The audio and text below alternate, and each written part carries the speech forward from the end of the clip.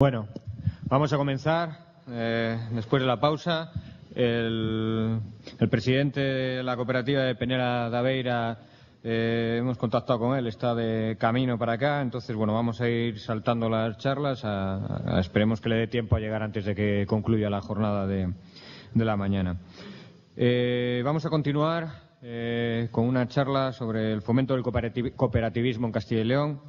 Tenemos con nosotros a Jesús Paradinas, que es el jefe del Servicio de Comercialización Agraria y Asociacionismo de la Junta de Castilla y León, al cual le agradezco que haya venido hasta aquí desde Valladolid a contarnos un poco el tema del cooperativismo en Castilla y León, que yo creo que sobre todo en el sector de la castaña es algo muy necesario, ya que prácticamente no existe, o los ejemplos que hay son mínimos, son residuales, ¿no? Entonces, creo que por ahí tenemos un gran camino y bueno, pues les cedo la palabra para que nos cuente un poco todo el tema del cooperativismo. Gracias. Vale, pues gracias ante todo a la organización por haber contado con nosotros. Creo que está encendido, sí. Gracias a Pablo por haber contactado con nosotros y por darnos la oportunidad de contar aquí a pie de campo lo que se hace en la Administración de Castilla y León en relación con el cooperativismo agrario. Bueno, la intención que tengo yo en esta charla, que intentaré ser muy breve, porque a mí no me han llamado por el camino a la oratoria, es dibujaros un poco lo que es el cooperativismo tanto a nivel europeo como a nivel nacional y a nivel regional, y luego describir qué hace la Administración en relación con el fomento del cooperativismo. Aquí, en primer lugar, pues tenemos una tabla que nos describe un poco las cooperativas agroalimentarias que hay en la Unión Europea, en España y en Castilla y León. En la Unión Europea pues hay 38.000 censadas, aglutinan a 6 millones de socios, y en conjunto facturan 360.000 millones de euros. Dan empleo a 660.000 personas, a 660.000 trabajadores. En España, pues viene siendo más o menos un 10%, de 38.000 pasamos a 3.800 aproximadamente. Hay 1.100.000 socios. La facturación conjunta de todas las cooperativas de España supera los 25.000 millones de euros y da empleo a casi 100.000 personas. Y en Castilla y León, las cooperativas que hay registradas, cooperativas agroalimentarias que hay registradas, son 577, anda siempre en torno a 550, 600, aglutina a 77.000 socios y la facturación de estas cooperativas supera los 2.150 millones de euros, y da empleo a 2.100 trabajadores aproximadamente. Aquí sí que es cierto, en el tema de socios, que aunque sean 77.000 los socios que hay entre todas las cooperativas, se estima, hay muchos socios que están en dos cooperativas. Entonces hay solapamientos y se estima que aglutinará a unas 40.000 explotaciones aproximadamente. Aproximadamente de las 100.000 que hay en Castilla y León, pues un 40%. Bueno, vemos que las cifras son de primer orden y por eso es un fenómeno que merece la pena estudiar. En Castilla y León, ¿qué importancia económica y social tiene el cooperativismo? Pues bueno, hemos dicho las 577 cooperativas que hay, con los más de 2.000 millones de euros de facturación, y la importancia social, eso es importancia económica, y social, pues tenemos los 2.100 trabajadores y las 40.000 explotaciones a las que están integradas bajo la fórmula cooperativa. ¿Qué ventajas aporta la fórmula cooperativa? Pues muchas, También tiene sus problemas, como todas las fórmulas asociativas que hay en el mundo empresarial, pero fundamentalmente he destacado aquí 4, y es que aumentan el poder de negociación de los productores en el mercado. Hay una diapositiva que no he metido, pero es bastante significativa. En España hay aproximadamente 1 millón de productores agrarios, hay unas 30.000 industrias agroalimentarias aproximadamente, y hay 6 o 7 cadenas de distribución que aglutinan el 70% de las ventas. Sabemos que la cadena alimentaria está totalmente concentrada en el lado de la venta y totalmente dispersa y desconcentrada en el lado de la producción. De ahí viene un poco la querencia que hay a nivel de la Administración, tanto a nivel de la Administración General del Estado como de las comunidades autónomas, de aglutinar un poco de aglutinar y de integrar los productores en cooperativas para equilibrar un poco para equilibrar el poder negociador de ambos. Daos cuenta que si hay 5 o 6 cadenas de distribución que tienen el 70% de la cuota de mercado, pues esas muchas veces imponen sus precios, imponen sus condiciones y lo logran porque el sector productor está muy disperso. Por eso se pretende integrar el sector productor en unidades que tengan mayor capacidad de negociación.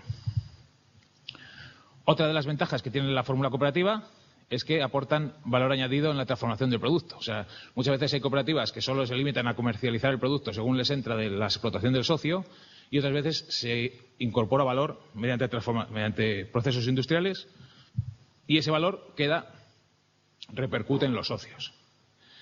También fijan población en el medio rural, donde hay una cooperativa, pues hay empleo y hay movimiento y hay actividad económica y eso se traduce en fijar población. Y también pues presta asesoramiento y formación a los socios. Un socio por su cuenta y riesgo muchas veces no puede acceder a determinados servicios de formación y de asesoramiento que si está integrado en una de estas organizaciones, pues sí que puede acceder a ellos. Decir también que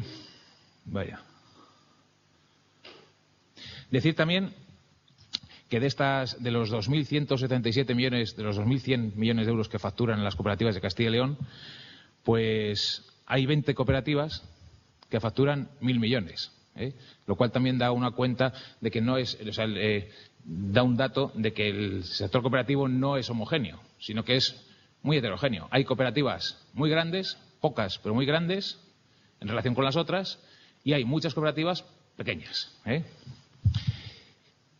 Y en relación a España, ¿cómo están las cooperativas de Castilla y León? Bueno, pues ahí tenemos que hay 4 cooperativas de Castilla y León que están en el top 10 español de primer grado. Son Covadú, Acor, Copiso Soria y Agropal.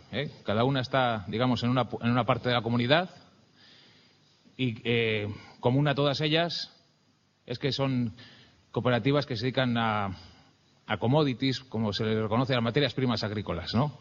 A piensos, alimentación animal, porcino y azúcar.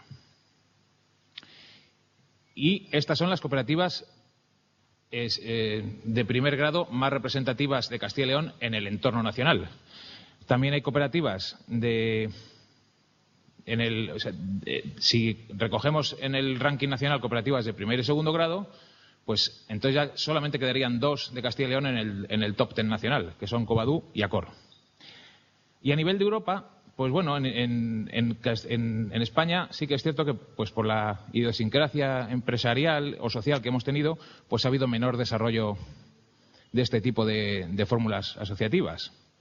A nivel de Europa, pues tenemos la mayor cooperativa, que es la Fresland Campina, que esta factura casi 10.000 millones de euros. Es una cooperativa holandesa que se dedica al sector del vacuno de leche. Y es una cooperativa pues que se ha extendido por toda Europa y tiene tal importancia que solo esta cooperativa supone el 25% de la facturación de todo el sector cooperativo español. Fijaros. No hay ninguna cooperativa española que esté en el top 25 de las cooperativas de Europa. Los principales sectores que están englobados en cooperativas son el lácteo, el cárnico, sector de suministros, multiactividad, hortofruticultura, vino y aceite de oliva. Y en España destaca el sector del aceite de oliva, donde 9 de las 10 cooperativas aceiteras más importantes son españolas.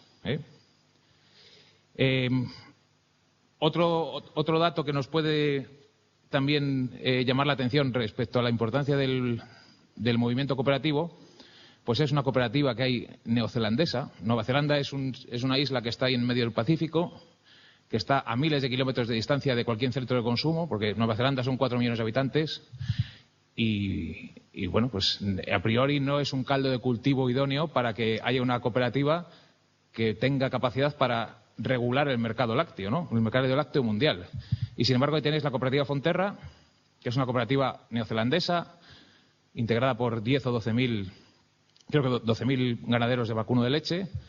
Y esta cooperativa pues es una cooperativa que marca el precio de la leche a nivel mundial. Hacen subastas periódicas de leche, tienen un producto muy industrializado, pero es llamativo cómo unos productores que están alejados de todo el resto del mundo, de Asia, de Europa y de Norteamérica y de Sudamérica, que son grandes centros de población, han logrado regular el mercado y han logrado poner una pica en Flandes. Y todo ello gracias al fenómeno cooperativo. Es un dato que merece la pena considerar. Bueno, y viendo esta importancia económica y social que tiene el cooperativismo, pues la Administración pues siempre ha tenido una especial atención con este sector, ¿no? Sí que es cierto que a nivel nacional no ha habido una política única, sino que esta política ha estado dispersa en las distintas comunidades autónomas y en cada comunidad autónoma pues han optado por seguir un camino, ¿no? Pues en función del sector cooperativo que tenían en su territorio. Aquí en Castilla y León, pues la política pública en relación con el cooperativismo agrario pues ha sido se ha materializado, se ha traducido en el apoyo que se le ha dado a la Unión Regional de Cooperativas, en las ayudas estructurales que se conceden a las cooperativas, tanto con fondos europeos como con fondos propios, con fondos de la comunidad autónoma. También se han implantado determinadas ayudas sectoriales al cooperativismo, en los sectores de patata, en frutas y hortalizas y en ovino caprino. Y también ha habido ayudas específicas al movimiento cooperativo, que son las ayudas que cada comunidad autónoma pues decidía por dónde ir un poco en función de las necesidades que veían los dirigentes en ese momento. Aquí en la Junta de Castilla y León, en el periodo 2007-2013, pues haciendo balance del apoyo que se ha prestado al sector cooperativo, pues se han destinado más de 50 millones de euros en ayudas a las cooperativas agrarias, en todas las vías que os he enumerado anteriormente. Además, también se les ha apoyado ofreciendo financiación a través del Itacil, que coge fondos BEI del Banco Europeo de Inversiones, y se han destinado 17 millones de euros desde el 2011 hasta el 2013. El 2014 todavía no está cerrado. Se han destinado 17 millones de euros para facilitar financiación a las cooperativas. Bueno, como os decía, a nivel nacional no ha habido una política, de fomento del cooperativismo hasta el año 2013, en el que salió una ley, que es la Ley 13/2013 de fomento de integración de cooperativas y otras entidades asociativas de carácter agroalimentario. Esta ley, ¿qué pretende? Pues un poco lo que venía explicando anteriormente, que es equilibrar la cadena alimentaria agrupando a los productores, para que ellos tengan capacidad de negociación de tú a tú con las cadenas de distribución, que son, digamos, la parte compradora. Entonces, esta ley se publica con el objetivo de fomentar la fusión e integración de las cooperativas agroalimentarias mediante la constitución de entidades asociativas de suficiente dimensión económica, con carácter supraautonómico. Es una ley que está dedicada, sobre todo, a promover la fusión de cooperativas entre las distintas comunidades autónomas. Porque si bien hasta ahora solamente se habían fusionado e integrado cooperativas de la misma comunidad autónoma, pues en este momento el legislador pretende saltar las barreras administrativas que hay entre las distintas comunidades autónomas y lograr cooperativas de carácter supraautonómico. Los instrumentos que pone la ley para conseguir sus objetivos pues son dos: el Plan Estatal de Integración Asociativa y la figura de la entidad asociativa prioritaria. Digamos que lo que pretende el legislador en este aspecto es dar una serie de prerrogativas a las cooperativas que se fusionen, que se integren en unas estructuras superiores, y dar prerrogativas tanto a la cooperativa como al propio socio. Porque, bueno, se ha detectado que muchas veces, a pesar de que las fusiones pueden ser buenas para el socio, pues la Junta Rectora y el cuadro directivo de las cooperativas pues era reticente, porque, claro, si yo me fusiono con la cooperativa de otra provincia, pues es posible que mi puesto de trabajo peligre, ¿no? Porque yo soy director financiero de esta cooperativa, allí hay otro director financiero y sobramos uno. Entonces, por ese motivo muchas veces se han frenado procesos de integración. Y Y bueno, lo que se pretende con esta ley es favorecer al socio para que el socio empuje a la Junta Rectora a integrarse en entidades asociativas de mayor tamaño. Nosotros en Castilla y León también tenemos este año, el día de San José, día 19 de marzo, se publicó la Ley Agraria, ¿no?, que es un compendio de toda la legislación que había en relación con el sector agrario, pues se ha aglutinado en una ley, se han añadido, se han modificado unas cosas, se han añadido otras, se han suprimido otras. Y la Ley Agraria, pues también, digamos que marca las pautas de lo que será el fomento del cooperativismo agrario en Castilla y León en los próximos años. Esta ley tiene cuatro libros y en el título segundo del libro tercero, que lo tengo marcado ahí con rojo, pues es donde está donde se marca un poco los principios de fomento del cooperativismo, en el título de la comercialización de la producción agraria. Dentro de este título tenemos dos artículos que son el 158 y 159, en el que, como os he dicho, pues se definen los principios que regirán las iniciativas públicas en materia de fomento e integración cooperativa. La promoción del cooperativismo, o sea, las políticas públicas en relación con el sector cooperativo agroalimentario, se enfocarán a la mejora de la dimensión de las cooperativas. Esto es un poco confirmando lo que decía el anterior ponente, de que la Administración siempre está atosigando para que nos fusionemos y para que nos juntemos en unidades más grandes. Y este fomento se basará en la figura de la entidad asociativa agroalimentaria prioritaria de carácter regional, las EAPRs. Estas EAPRs, que son, digamos que lo que se pretende hacer es dar un reconocimiento, poner una etiquetita a las cooperativas que cumplan los requisitos que se establezcan para ser reconocidas como entidades asociativas agroalimentarias prioritarias de carácter regional. Se les pretende poner una etiqueta para que tengan un acceso prioritario a toda la batería de ayudas y de ayudas y de políticas públicas que hay. ¿Qué se pretende con esto? Pues fortalecer la dimensión empresarial de las cooperativas, incrementar el número de socios y las actividades cooperativizadas y también facilitar la colaboración entre cooperativas mediante suscripción de acuerdos intercooperativos de al menos 5 años. Es decir, se pretende que haya muy pocas cooperativas que estén reconocidas como entidades prioritarias de carácter regional, pero lo que sí que se abre es la posibilidad de que cualquier cooperativa firme acuerdos intercooperativos, acuerdos de colaboración con esas cooperativas. Y de esa manera,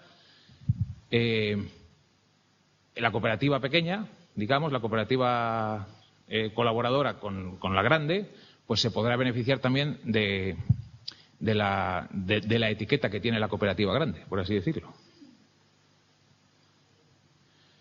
Las condiciones que se van a establecer para las entidades asociativas agroalimentarias prioritarias de carácter regional pues son disponer de una facturación mínima, o sea, un tamaño mínimo, tener en la plantilla personal técnico y gerente, o sea, que sea una cooperativa profesionalizada, que esto pues sí que es cierto que cada vez las cooperativas son más profesionalizadas, pero ha habido un largo tiempo en el que no han tenido una gestión profesional.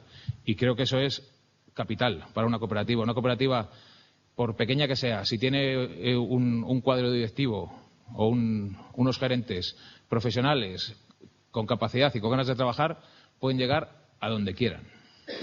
Ahí tenéis el ejemplo que os comentaba antes de Nueva Zelanda, la cooperativa Fonterra.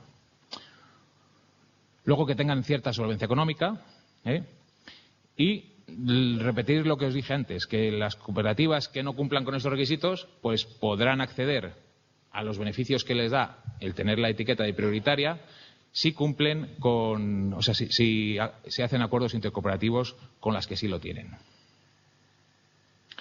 Bueno, estos son una serie de requisitos. Deciros que simplemente este desarrollo o este modelo de las entidades asociativas prioritarias de carácter regional está, digamos que tiene los trazos gruesos en la ley agraria y el trazo fino, lo que es la regulación y el reglamento que regulará esta figura, pues está pendiente todavía de desarrollo. Se desarrollará, creo yo, que en los próximos 3-4 meses, porque estamos trabajando en ello. pero está todavía pendiente de desarrollo. Los requisitos que se plantean para el reconocimiento de cooperativa como entidad asociativa prioritaria pues son que tengan más de 1.000 socios y más de 100 millones de euros de facturación. En principio, eso sería un requisito principal. Luego también podrían acceder las organizaciones de productores con un mínimo de socios y un mínimo de facturación en el sector en el que estén calificadas. También se prevé que cooperativas que no alcancen las dimensiones señaladas anteriormente, pero que estén acogidas a una figura de calidad alimentaria y que tengan unos mínimos de socios y facturación, puedan acceder a esta figura. Y bueno, todo esto, las que cumplan con estos requisitos, pues podrán tener la etiqueta de prioritaria de carácter regional, ¿no? Y luego, los socios de estas entidades asociativas prioritarias también van a tener un tratamiento diferencial, un tratamiento positivo, y los requisitos que tienen que tener estos socios es pertenecer, como ya he dicho, a la cooperativa, tener la consideración de agricultor activo y comercializar a través de la cooperativa al menos un 80% del total de lo facturado por su explotación. Esto va un poco en la línea de conseguir también que las cooperativas comercialicen más productos, pero aumentando las aportaciones de los socios. O sea, porque hay en el sector de cereales, por ejemplo, que es un sector relevante en Castilla y León, pues hay un gran número de socios, pero la producción comercializada a través de las cooperativas pues es un 15, un 20% de la producción de estos socios. O sea, los socios muchas veces se van por otras vías a comercializar sus productos y con esto se pretende evitar eso. Y bueno, aquí tenéis he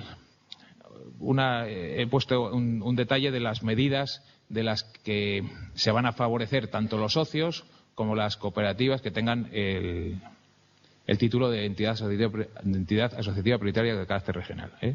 Son medidas todas de desarrollo rural, de primera instalación, de planes de mejora, de asesoramiento, de inversiones, etcétera.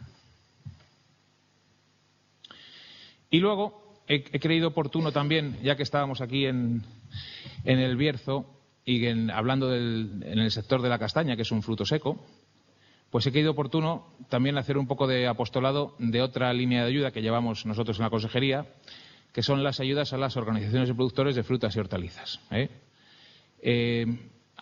Para entendernos así en palabras gruesas, la política agraria depende del sector del sector agrario en el que se trabaje, pues tiene unas formas de actuar u otras. Antes pues tenía mecanismos de protección en frontera, luego esos mecanismos de protección en frontera han ido disminuyendo, han ido bajando y se han dado apoyos a las rentas en determinados sectores, como puede ser el sector del vacuno de carne, el sector de los cereales, de cultivos herbáceos, del sector del azúcar. Y en el sector de frutas y hortalizas, pues ha sido un sector en el que tradicionalmente se ha intervenido, la Unión Europea ha intervenido a través de las cooperativas o a través de las organizaciones de productores de frutas y hortalizas. Es el único sector en el que la Unión Europea tradicionalmente intervenía a través de estas organizaciones de productores.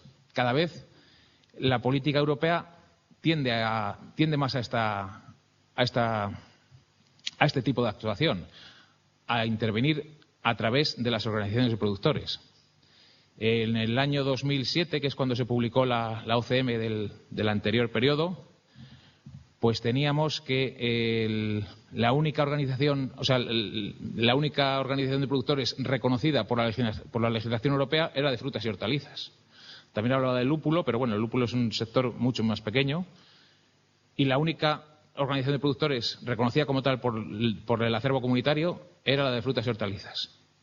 En el 2011 se empezó ya en el sector del vacuno de leche y del ovino de leche y del caprino de leche, el sector lácteo, se empezó a trabajar a través de las organizaciones de productores y ahora, en el 2013, con la publicación de la nueva OCM, pues ya da libertad a los Estados miembros para que se publiquen reglamentos en los que se determinen las condiciones de reconocimiento de las organizaciones de productores. Como os decía, en el sector de frutas y hortalizas, pues es una normativa compleja, es compleja, quizás sea de las más complejas que yo me he encontrado. Y se basa en dos reglamentos. Primero, el 1308-2013, que es del que parte toda la política, o sea, del que parte toda la regulación del gasto del FEAGA, del Fondo de Garantía Agraria, y el reglamento 543-2011, que es el que, digamos, que desarrolla toda la política, desarrolla todas las actuaciones que se van a llevar a cabo a través de organizaciones de productores de frutas y hortalizas. A nivel español, tenemos dos normas, que son el Real Decreto 1972-2008, por el que se regula cómo se reconoce una OPFH, y tenemos también el Real Decreto 1337, en el que se regulan las ayudas a los programas operativos de las OPFHs. Perdonar si esto suena un poco raro, porque sé que es un tema muy de nicho, muy específico, pero creo que es necesario y creo que es conveniente que lo conozcáis. ¿Qué es una OPFH? Pues son entidades cuya fórmula jurídica sea la de cooperativa, sociedad agraria de transformación, sociedad mercantil u otro tipo de entidad con personalidad jurídica, constituidas por productores de frutas y hortalizas o entidades que los agrupen, a iniciativa propia, que así lo soliciten y que reúnan una serie de condiciones y requisitos que marca la normativa. ¿Qué ventajas tiene el estar reconocido como OPFH? Bueno, pues que accedemos a unas ayudas que la Unión Europea concede para los programas operativos. En el caso del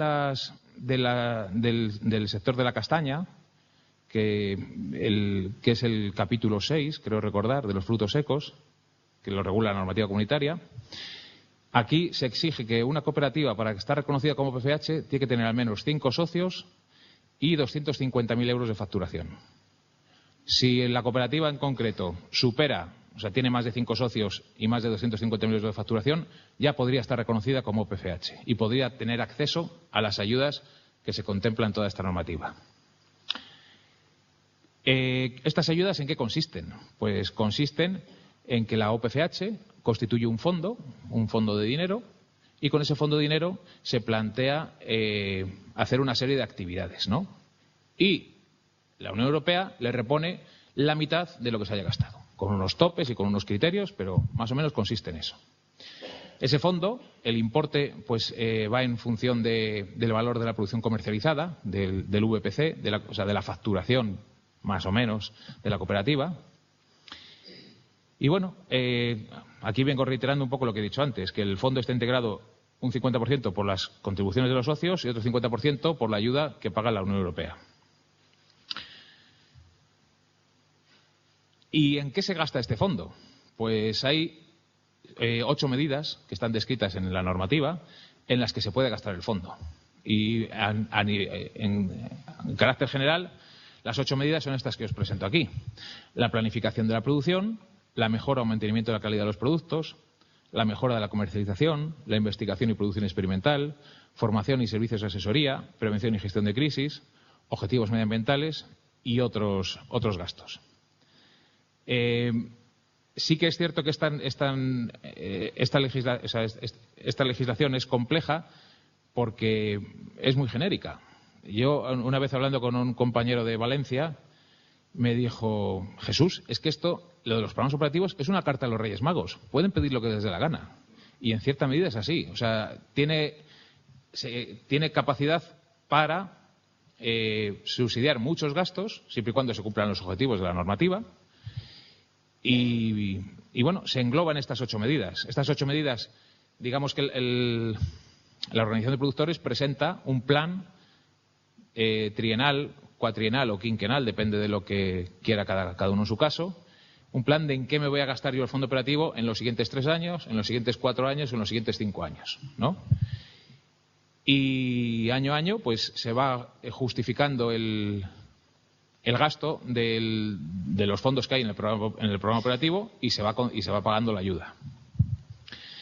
Las medidas pues tienen que tener dentro del programa operativo, que es el conjunto de medidas que yo voy a hacer, en los que yo me voy a gastar el fondo operativo, pues tiene que tener tienen sus limitaciones, ¿no? La primera medida de planificación de la producción no puede ser más del 80% del fondo. La segunda tiene que ser menor del 60%. La tercera de mejora de comercialización tiene que ser menor del 80%. Bueno, aquí tenemos todos los requisitos que en líneas generales marca la normativa. Y también quería incluiros un poco, para que veáis el nivel de actuación que tienen estos programas operativos y los fondos operativos, pues en qué se pueden gastar todas estas medidas. Esto es un poco el detalle de las 8 medidas que os he puesto antes. Pues, por ejemplo, en la medida 1 tenemos, se pueden gastar en instalaciones de riego en parcelas, embalses, pozos, balsas de riego, desaladoras y otras instalaciones para el riego, acondicionamiento de parcelas para nuevas plantaciones, invernaderos, construcciones auxiliares, otras infraestructuras de explotaciones. También se pueden gastar otros medios de producción como maquinaria y aperos, vehículos, plantones, etcétera. Esto en la medida 1. En la medida 2, de mejorar o mantener la calidad de los productos, pues se puede gastar el fondo operativo en mejora de trazabilidad, en implantación y mejora de sistemas de gestión de calidad de producto, instalación y mejora de sistemas de gestión de calidad de proceso. Pues en lo que estaba comentando antes el otro ponente, todas las certificaciones que hay de BRC, IFS, Global Gap, etcétera, todas son susceptibles de ser, los gastos para acreditarse son susceptibles de ser pagados por esta línea.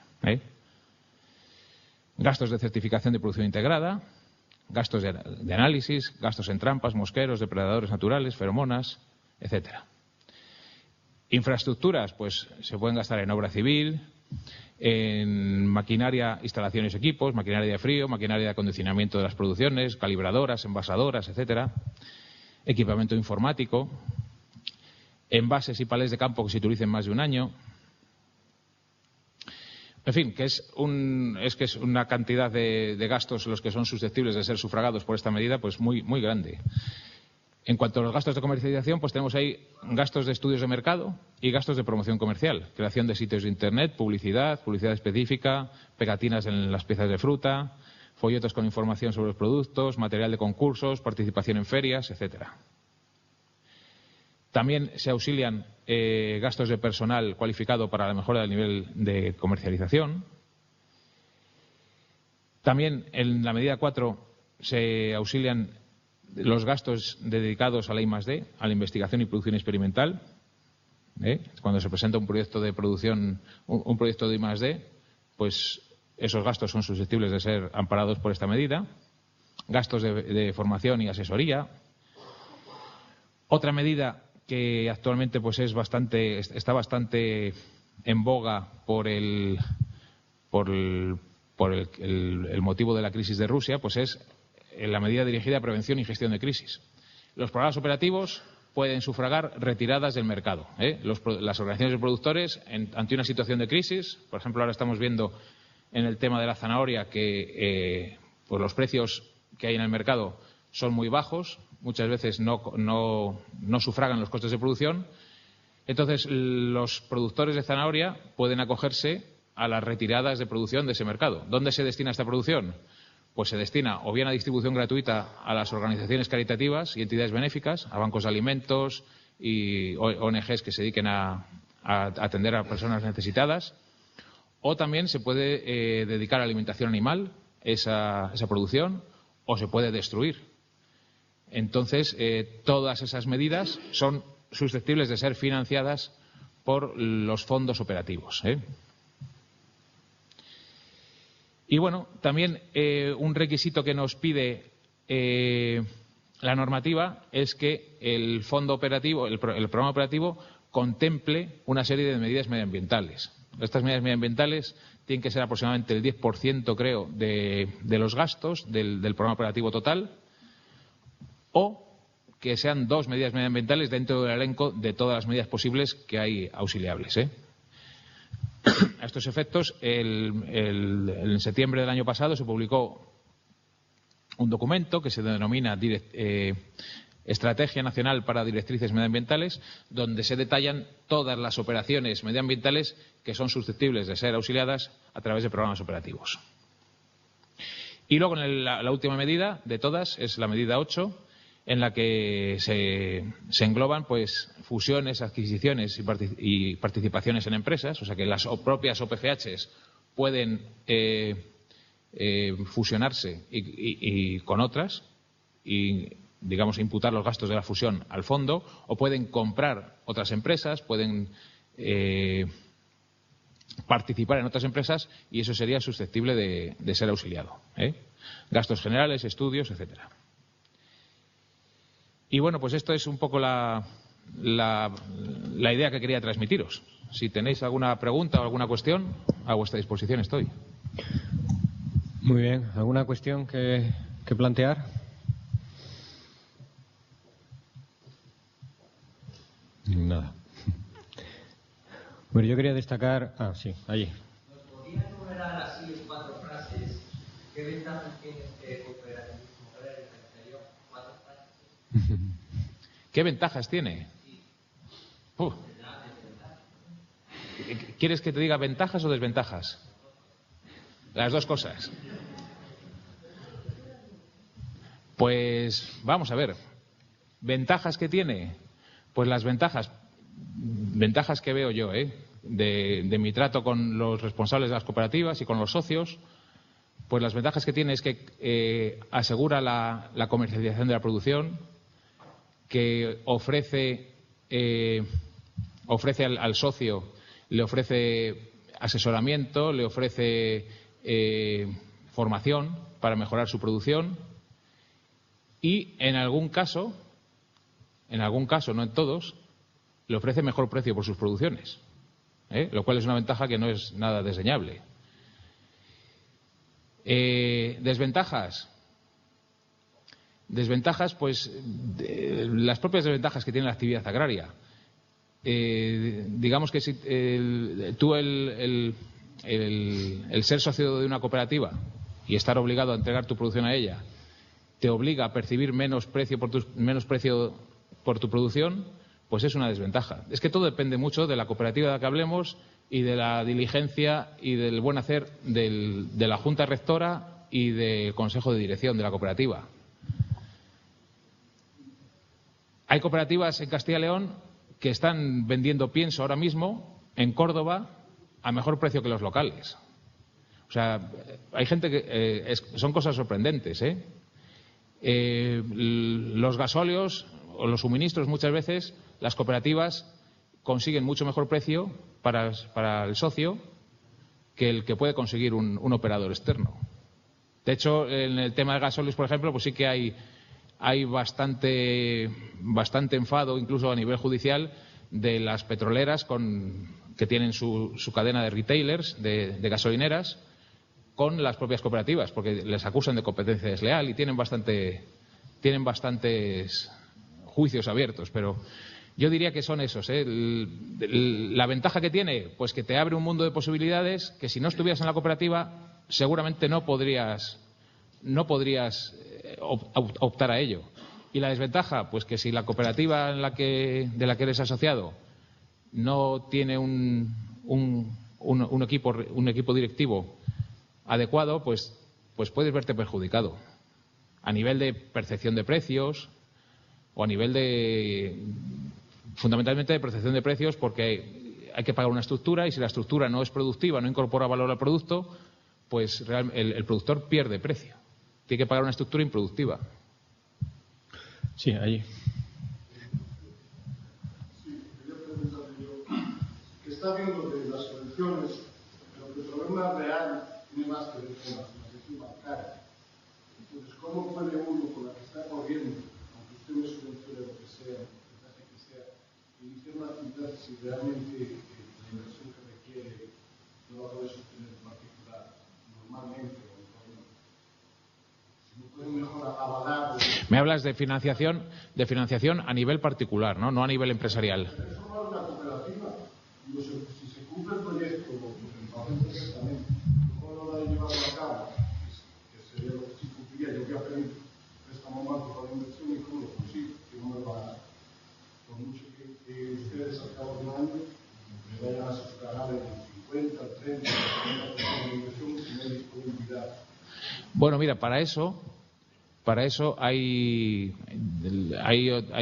unos mecanismos que ha desarrollado la Administración, que yo creo que los ha desarrollado por la situación coyuntural que hay de credit crunch, de contracción de cierre de crédito de dinero.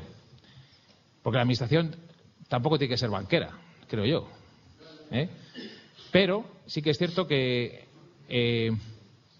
ante esa situación, ante esa falta de crédito que hay para que muchos emprendedores puedan llevar a cabo su proyecto, pues la Administración ha puesto a disposición del sector unos préstamos en condiciones mejores, creo yo, bastante mejores que las del mercado, por lo que me dicen la gente de los bancos. Los préstamos que tiene el Itacil pues son unas condiciones bastante ventajosas frente al resto del mercado. Bien es cierto que igual no se llega a todo el mundo. Viendo también esta situación de contracción de crédito que hay, la Unión Europea, en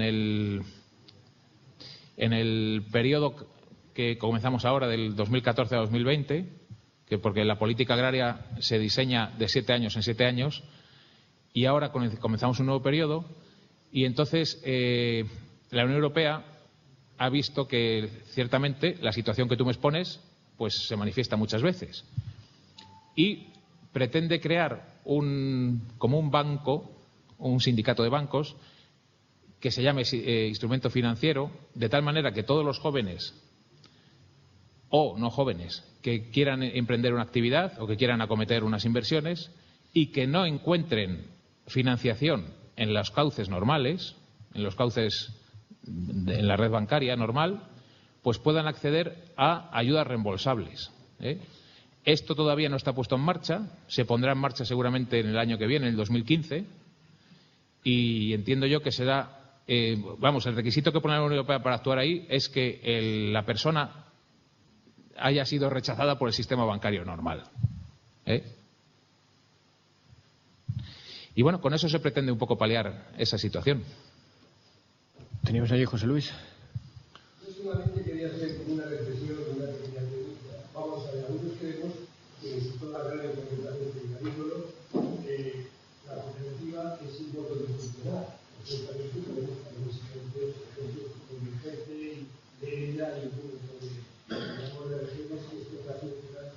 Aquí en nuestra zona concretamente, el tema cooperativo no funciona, no se cree que algo ocurre que digamos, no tira para adelante.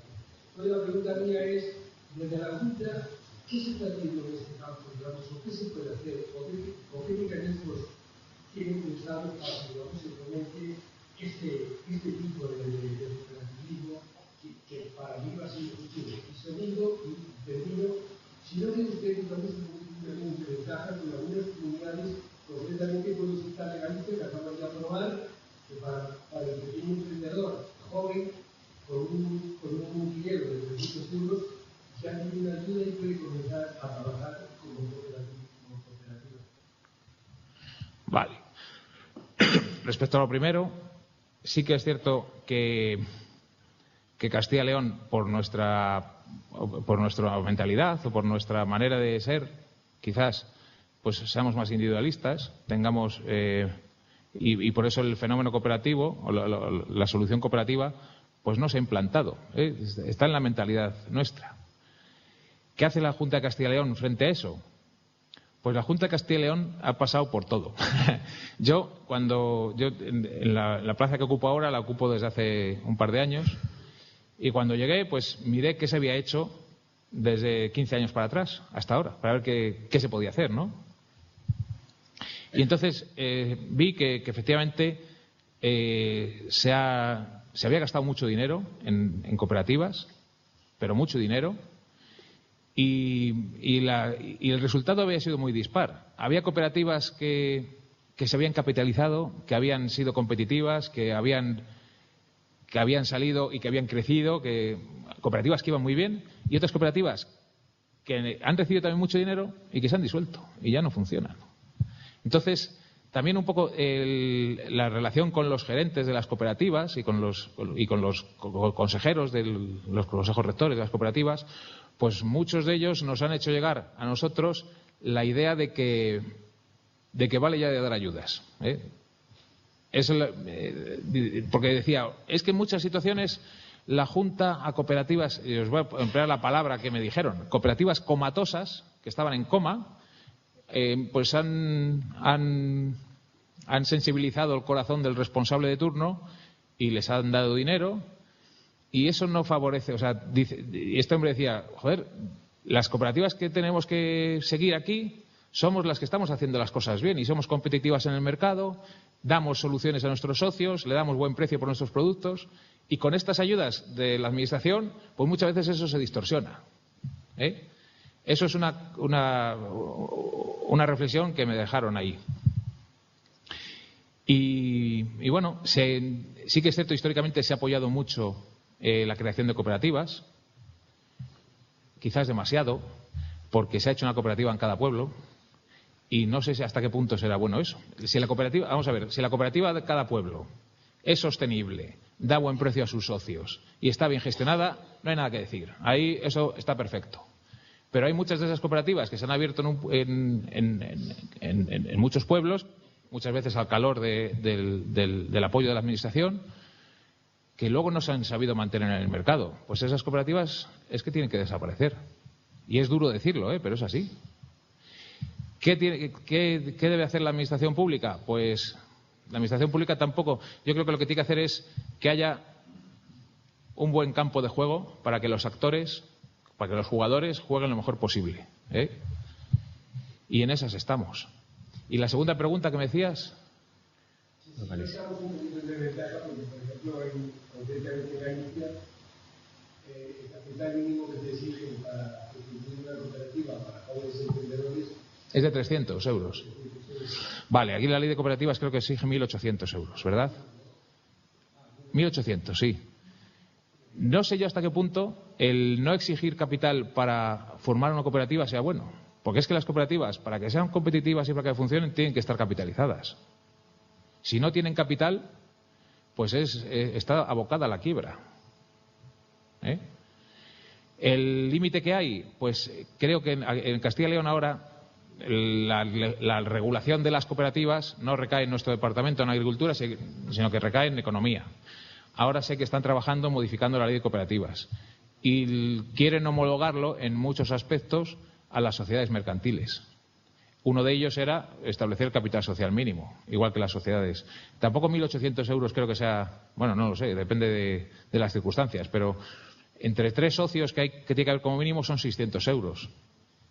Es que para que sea viable y para que sea competitiva y para que tenga futuro, tiene que estar bien capitalizada. Si no, se está perdiendo muchas veces oportunidades. Bueno, muchas gracias, Jesús. Como luego tenemos al finalizar la mañana una mesa redonda, podemos seguir hablando un poco de este tema y podéis seguir haciéndole las preguntas que queráis. Muchas gracias por venir, muchas gracias por explicarnos la situación en Castilla y León del cooperativismo. Y nada más, pasamos a la siguiente. Gracias a vosotros. Gracias.